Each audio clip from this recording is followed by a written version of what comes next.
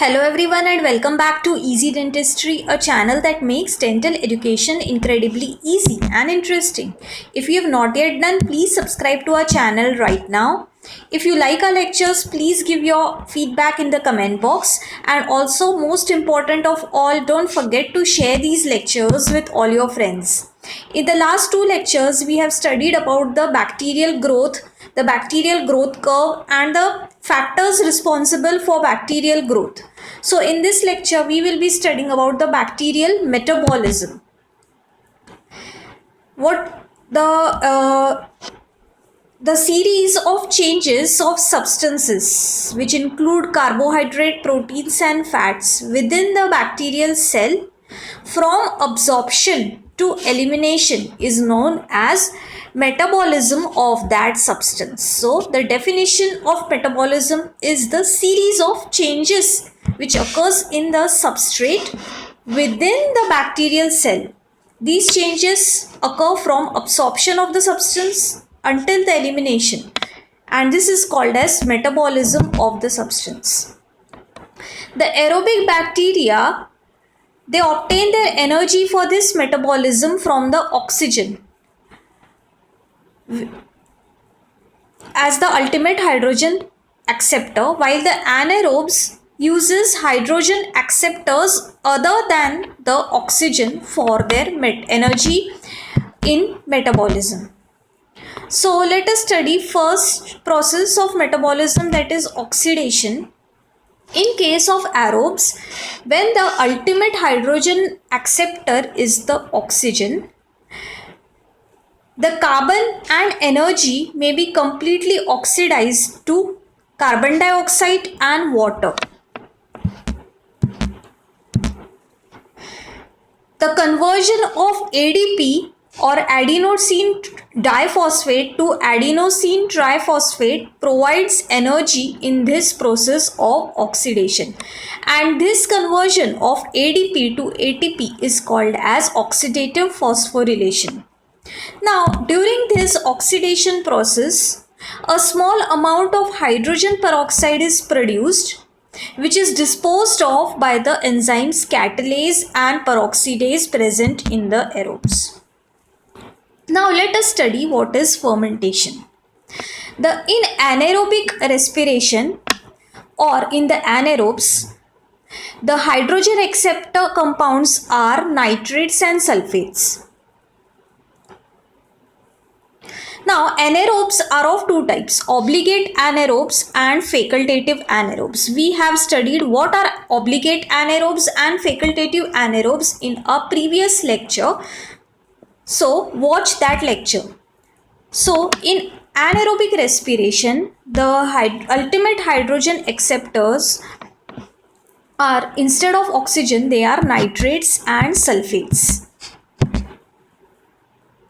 Now, fermentation includes a series of oxidoreductions, and there occurs electron donors and electron acceptors. The organic end products of fermentation include certain acids, gases and alcohol. Now, during fermentation, the energy-rich phosphate bonds are produced by the introduction of organic phosphate into intermediate metabolite, and this is called as substrate level phosphorylation. Now, these energy-rich phosphate bonds so formed help in the conversion of ADP to ATP.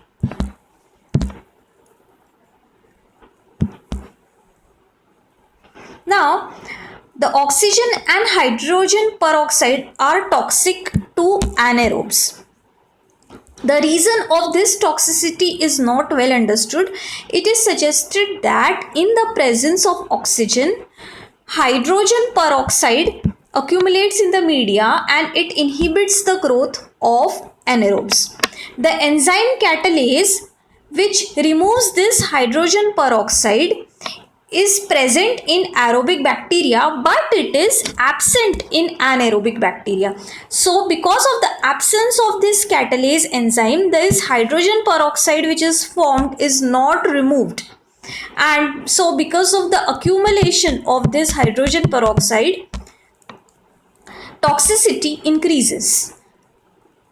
Another reason might be that the anaerobes possess essential enzymes that are active only in the reduced state. So in the presence of oxygen, these essential enzymes becomes inactive. Now the facultative anaerobes may act in both the ways, by process of fermentation also and by process of aerobic respiration too. Now these facultative anaerobes derive their energy by fermentation in the absence of oxygen but switch over to aerobic respiration in the presence of oxygen. Now what is the clinical significance to know this fermentation? Now it is used in the identification of gram-negative bacilli using the biochemical reactions. Now let us study what is oxidation reduction potential or the redox potential.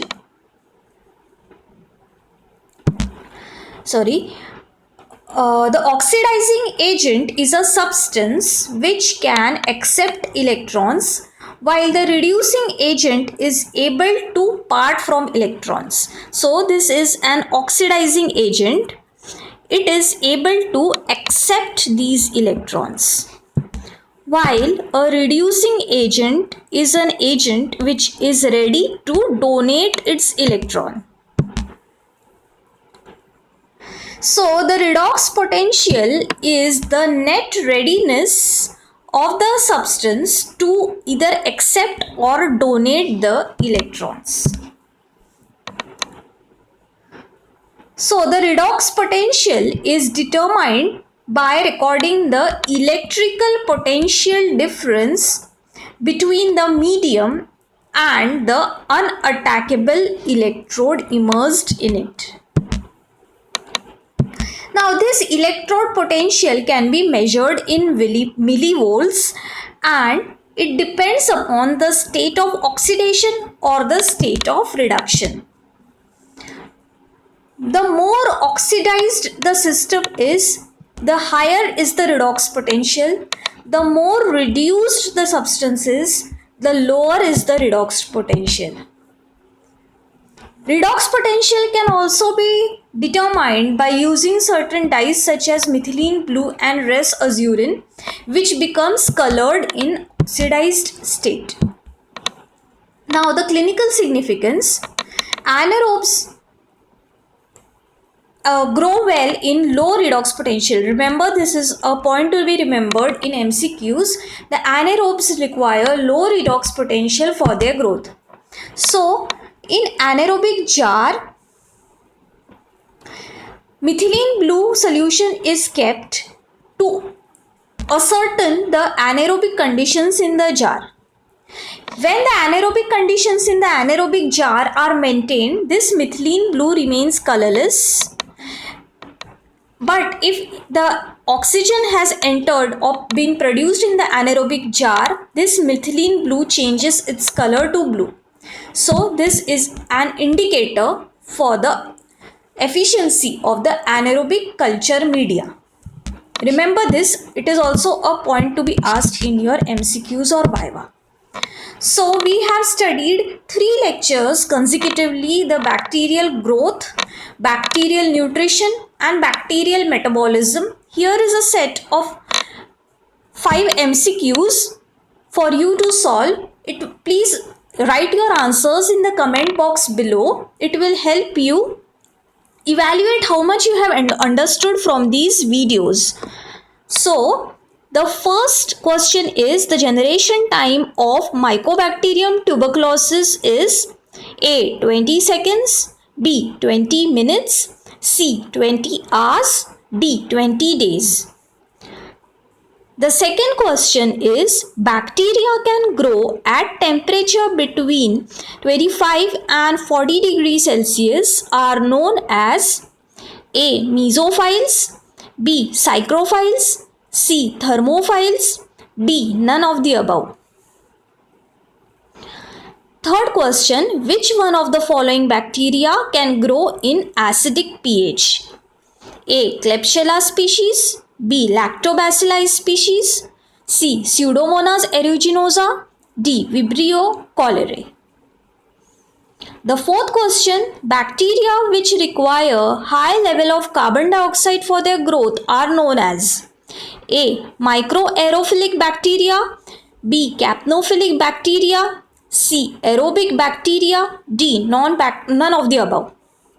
And the last question, low redox potential of the culture medium is required for the growth of A. Anaerobic bacteria, B. E. coli, C. Pseudomonas aeruginosa, and D is none of the above.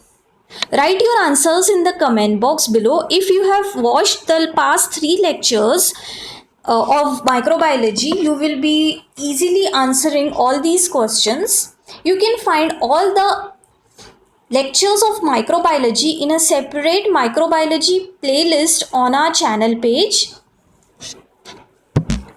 Also, the keys of these MCQs would be given in the description box below.